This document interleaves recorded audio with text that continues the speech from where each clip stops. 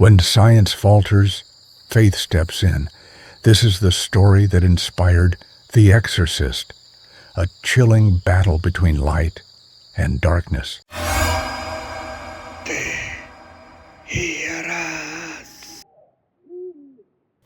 In 1949, a 14-year-old boy referred to under the pseudonym Robbie Mannheim to protect his identity lived with his family in Cottage City, Maryland. Robbie was a quiet, introverted child who enjoyed spending time with his aunt, Harriet. Harriet, a spiritualist, introduced Robbie to the Ouija board, an object she believed could communicate with spirits. Robbie became fascinated by the board, often using it with Harriet. When Harriet passed away unexpectedly, Robbie was devastated. Shortly after her death, strange occurrences began in the family home. Robbie's family initially dismissed these events as coincidences, but they soon became impossible to ignore. The paranormal escalates. It started with faint scratching sounds emanating from the walls of Robbie's room. The family thought it might be mice, but exterminators found nothing. The noises grew louder, eventually evolving into heavy thuds and strange, dragging sounds. Objects moved on their own. A vase slid across the table, furniture shook violently, and a chair Robbie sat in tipped over without warning. Robbie's bed would vibrate violently at night, making it impossible for him to sleep. His parents, now deeply concerned, sought help from a Lutheran minister, Reverend Luther Schulze. Schulze witnessed the unexplained phenomena firsthand, including a heavy armchair sliding across the floor with Robbie in it. Convinced this was beyond the realm of the natural, Schulze suggested the family consult the Catholic Church. Signs of possession. As the disturbances continued, Robbie began exhibiting troubling behavior. He would slip into violent fits, speaking in guttural tones and lashing out at those around him. His body was often marked with scratches and welts that appeared spontaneously. Most disturbingly, words such as hell and evil seemed to appear etched into his skin, as though carved by an invisible hand. The family turned to Father Albert Hughes, a Catholic priest, for help.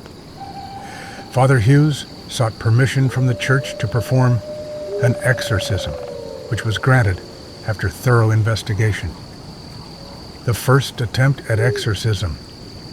The first exorcism was conducted at Georgetown University Hospital in Washington, D.C. During the ritual, Robbie's behavior became more violent. He spat at the priest, screamed obscenities, and mocked him in languages he had never learned. As Father Hughes recited prayers, Robbie broke free of his restraints and managed to rip a piece of the priest's stole, using it to slash the priest across the arm. The exorcism was halted, and Father Hughes was left shaken. Robbie's family, now even more desperate, relocated to St. Louis, Missouri, to stay with relatives who believed they could find more help there. The St. Louis exorcism. In St. Louis, the family contacted Jesuit priests at St. Louis University. Father William Bodern, along with Father Walter Halloran, and a younger priest named Raymond Bishop, took on the case. After a thorough investigation and witnessing Robbie's behavior, they concluded he was possessed and obtained permission from the church to perform another exorcism. The exorcisms were conducted over several weeks, often lasting hours each night. During these sessions, Robbie displayed superhuman strength, speaking in deep guttural voices and cursing the priests. He would contort his body in unnatural ways, thrashing violently against his restraints. Objects in the room moved on their own, and a strange foul odor often permeated the air. The priests documented Robbie's ability to speak and understand Latin, a language he had never studied. He would shout blasphemies and taunt the priests in a voice that did not belong to him. The words Saint Michael appeared on his chest, as though burned into his skin. The final battle. The exorcism reached its climax in April 1949 at a hospital run by the Alexian brothers. On the final night, Robbie suddenly sat up and screamed, "Satan, I am Saint Michael, and I command you to leave this boy now." Witnesses claimed Robbie's body convulsed violently before falling limp. After a moment of silence, Robbie opened his eyes and calmly asked, "What happened?" The priests believed the demon had been expelled, and Robbie was finally free. Aftermath. Following the exorcism, Robbie's family reported no further disturbances. The boy returned to a normal life, with no memory of the events that transpired. He grew up, married, and led a quiet existence, his identity protected from public scrutiny. The case, however, became famous after William Peter Blatty, inspired by the priest's journals, wrote The Exorcist in 1971.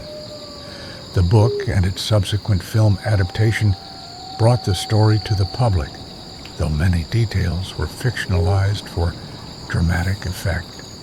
Legacy. The exorcism of Robbie Mannheim remains one of the most well-documented cases of possession in modern history. While skeptics argue that Robbie's symptoms could be attributed to mental illness or psychological trauma, the priests and witnesses firmly believed they had encountered a demonic force. The detailed journals, recordings, and eyewitness accounts leave a chilling legacy, blending faith, fear, and the unexplained.